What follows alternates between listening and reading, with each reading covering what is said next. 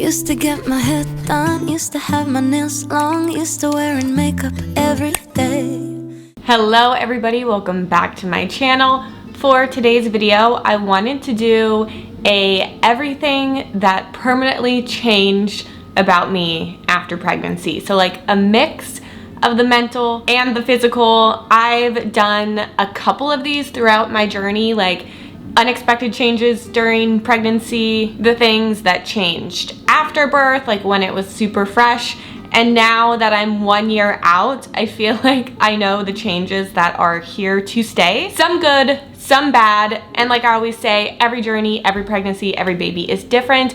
This is not a one size fits all. If this scares you, you might have a totally different experience than me. I'm just trying to bring light to my own experiences and normalize things that don't normally get talked about. And as always, if you do like these kind of videos, make sure to give it a like, that way I know to make more. And it just also helps out my channel a lot, so thank you if you give it a thumbs up. And I'll stop rambling. Let's hop in to number one. It's gonna be a physical change. It might not be an obvious one, but I was not expecting it to the extent. The biggest change is gonna be the boob size, and not just, oh, you went from an A cup to a D cup. No, one went to an A cup, one went to a D cup.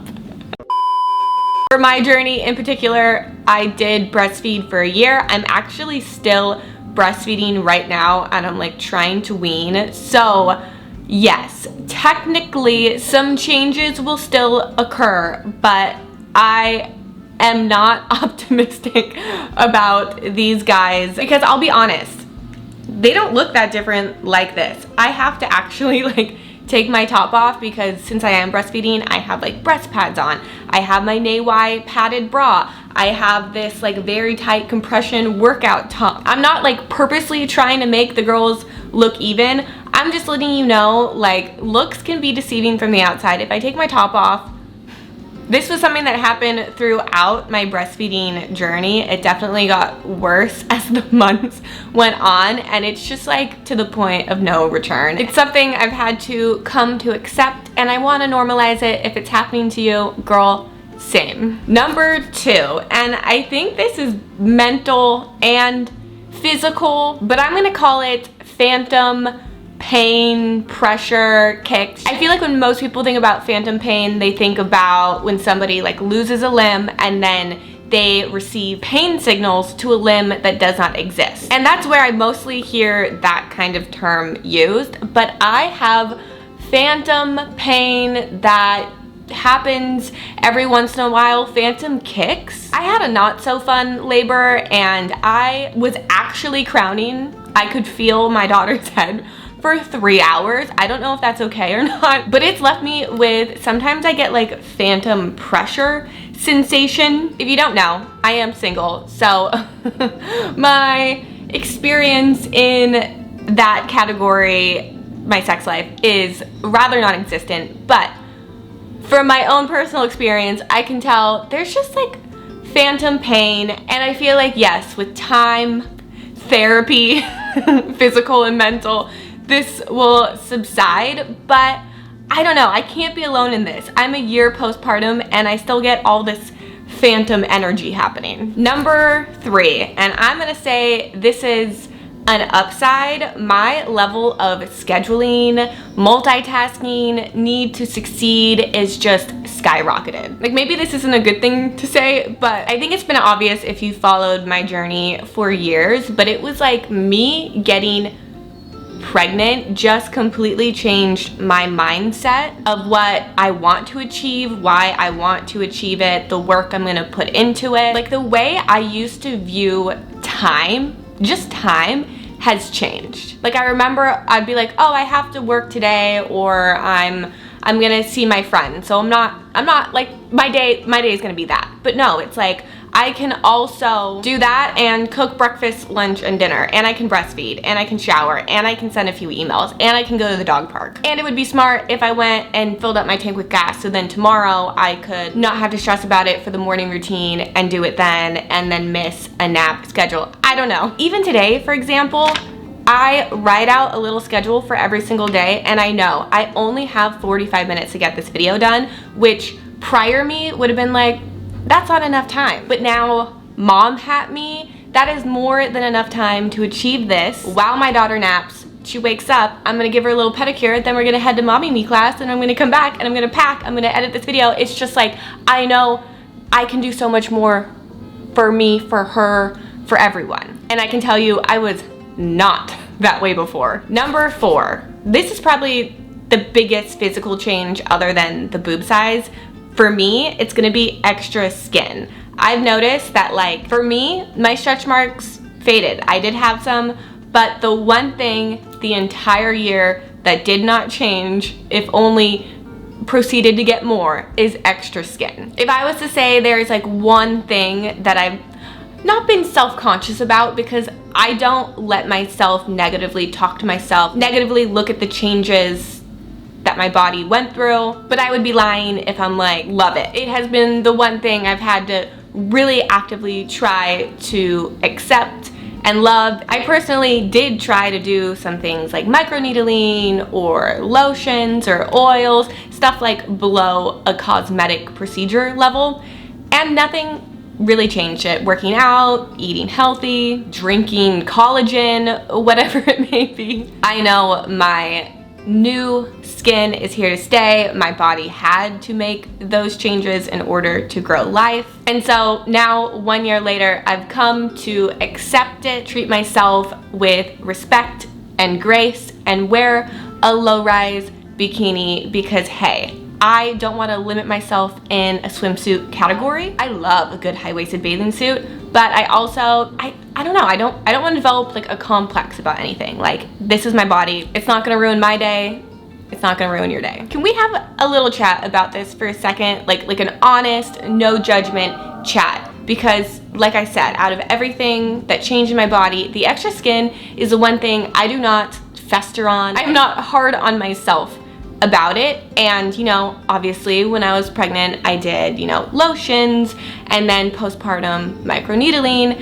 At what point are we okay with preventing or altering the changes that our body makes, whether it's aging or postpartum? Because if I say like, oh, I'm doing all these preventative measures to not have extra skin or whatever, nobody blinks an eye. But then if I say, oh, I want to do a laser that will tighten the collagen of my skin, then someone's like, well, why aren't you accepting the changes that your body made? Why aren't you being body positive, self-love? Like, this is like a true question, I thought, because I was like, I wonder if there are options that could tighten the skin, but at what point am I not loving my new body? But if I was trying to prevent my body from making these changes, then that's like self-love and pamper and like a beauty routine. I don't know. Because like I said, I really do not talk to myself negatively, but a part of me was like, maybe there are things I could do to tighten my skin, but would that be telling myself I didn't love myself because I wanted to change these things? I don't know. This was an actual dialogue I had in my head last night before I fell asleep, so I thought I'd share it with you. I'm really curious as to your thoughts. Number 5, I'm gonna call this mom brain, but I write everything down now. If I don't write it down, it is out of the universe. It is never gonna be thought of again. I'm going to forget, which is why I write down and plan out a whole schedule. My notes is just a jibber jabber of whatever popped in my head that day. It's the only way I can make videos. It's the only way I can plan a co-parenting schedule. I can make appointments. Everything that is at all important, I write down. I have sticky notes everywhere. It is the only way I can function. Please tell me I am not alone in this. Number 6, and these are actually two opposites. So my ring size and my shoe size. My ring size is bigger. My shoe size was bigger and shrunk back down. So I bought like sneakers postpartum to start walking and working out at. But as time went on, my feet very slowly went back to their pre-pregnancy size.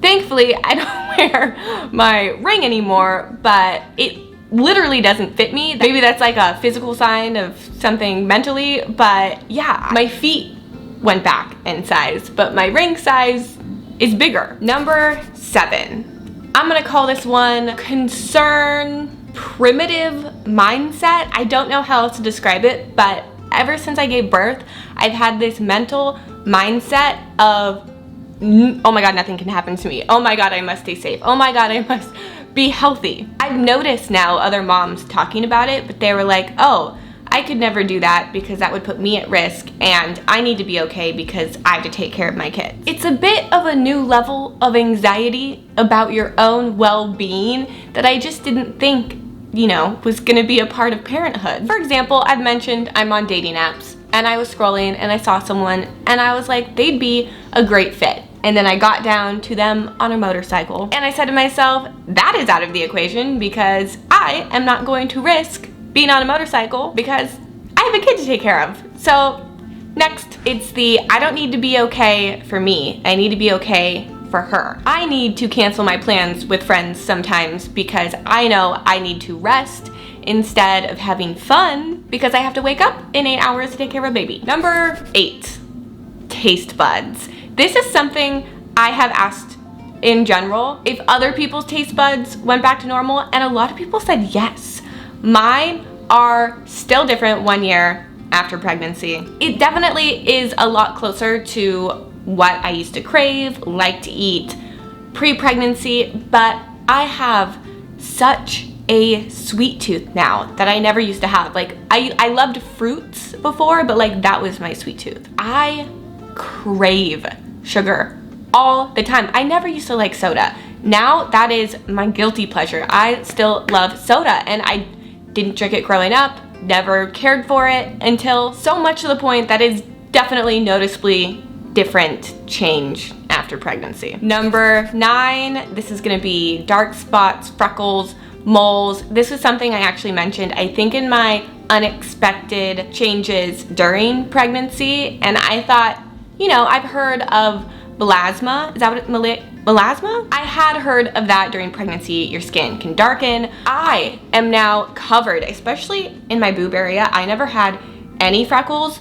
I have like freckles, new dark spots, like all the time. I'm like, should I be going to a dermatologist? Should I be getting new spots checked out? I am like a third Irish, a third German, a third, how do I say, Ashkenazi Jewish. And I think all of my genetic background are prone to getting like moles, freckles. Number 10, and I'm gonna call this one my empathy capacity. To explain this one, I'm gonna use the example. One of my favorite shows used to be The Handmaid's Tale. Handmaid's Tale, Handmaid's Tale. I love sci-fi, post-apocalyptic, like totally my jam. Ever since I gave birth, I cannot watch that show because just the thought of the plot makes me want to cry. If you have never seen it, it's about fertility is like kind of gone in the world, and so the women that are still fertile are used as like housing units to carry their child for somebody else, and they get, oh my gosh. And I've noticed this in like other shows and movies too. Like it's like, I love that show so much. I remember being a kid and, for example, movies like Sophie's Choice, and my mom would be like, oh, I can't watch that. I'm like, why? It's just a movie. I get it now. I have too much understanding and empathy to watch anything about a kid being kidnapped. I can't even watch Taken now. And Liam Neeson cannot stop making those movies. You know, I should have put perpetual hot flashes on there too, but I'm really hoping that one is not here to stay. I hope that you enjoyed my top 10 biggest changes after pregnancy. Let me know if you can relate to any of them. Let me know if you experienced something that you need to share, you need to get out, you need to normalize that I did not mention. I love reading your comments down below. I love that it's like a little community and you guys are all positive and help each other and boost up the people around you. Again, don't forget to give this video a like. If there is an expecting mother in your life, send them this video and I will see you guys next Monday. Bye! Life right now is a movie. Yeah. Wish the soundtrack was groovy. Too bad I'm frustrated, I'm moody. Yeah. Just need a happy ever after. Can I speak to the director of life? Think he made a mistake with his design.